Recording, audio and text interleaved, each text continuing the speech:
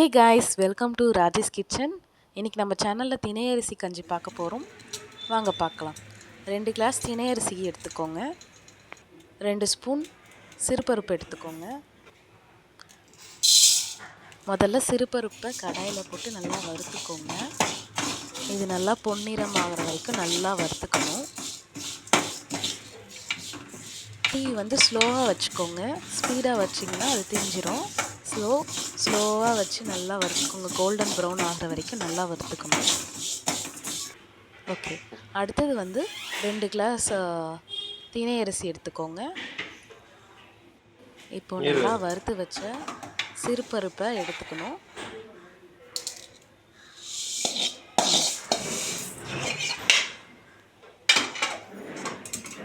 இப்போ நல்லா தண்ணி ஊற்றி ஊற வைக்கணும். ரெண்டத்தையும் ஒரு 5 to 10 மினிட்ஸ் ஊறினா போதும். இப்போ சோக் பண்ணியிருக்கின்ற மாதிரி இப்போ பார்த்தீங்கன்னா இது நல்லா ஊறிடுச்சு. இந்த தண்ணியை நல்லா வடிகட்டிட்டு ப்ரெஷர் குக்கரில் இதை ஆட் பண்ணிவிட்டு அதுக்கப்புறம் என்ன பண்ணணும்னா இதுக்கு இப்போ நம்ம 6 கிளாஸ் தண்ணி ஊற்ற போகிறோம். 2 கிளாஸ் தினை அரிசி, கொஞ்சோண்டு சிறுபருப்பு போட்டிருக்கோம். இதுக்கு 6 கிளாஸ் தண்ணி ஊற்றணும். எந்த கப்பால் அரிசி மெஷர் பண்ணுமோ அதே கப்பால் 6 கிளாஸ் தண்ணி ஊற்றணும்.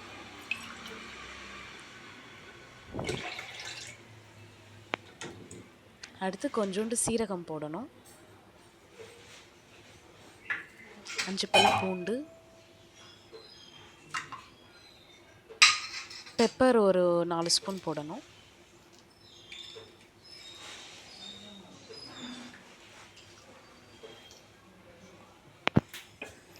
அப்புறம் கேஸ் பற்ற வச்சுட்டு இது 6 விசில் வச்சு எடுக்கணும். இப்போ கொஞ்சோண்டு உப்பு ஆட் பண்ணிக்கோங்க தேவையான அளவு. நான் எனக்கு 2 ஸ்பூன் ஆட் பண்ணியிருக்கேன்.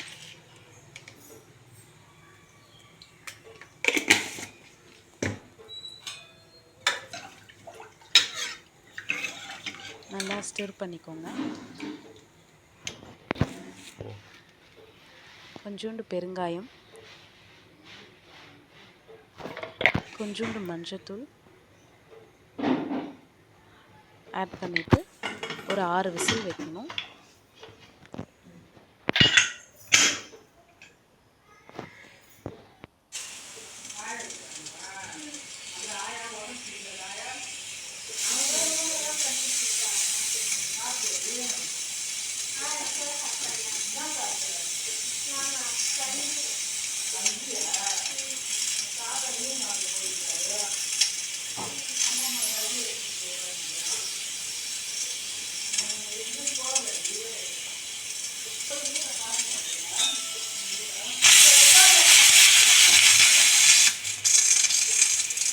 நல்லா 6 விசில் வந்தோடனே அதை ஓப்பன் பண்ணிங்கன்னா கஞ்சி ரெடி.